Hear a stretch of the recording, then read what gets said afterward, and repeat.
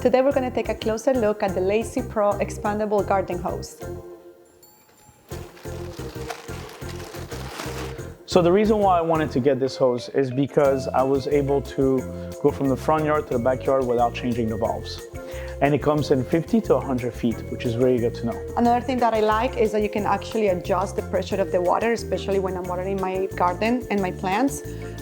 And the grip is pretty stable. What else do you like about this? Well, a great thing that it has also, it's a little lock here. So if ever you really want to water your grass, for example, and you have a big land, you don't need to keep putting pressure on it. And then a great feature that I really like that is very rare that I haven't seen yet, it's the volume of water here that you have to the touch of your thumb. So it's really, really, really practical. Yeah. And if the kids want to play with the water, they can actually do it as well. I like to wash my car. I ride motorcycle as well. So I'm really pretty picky with the pressure of the hose.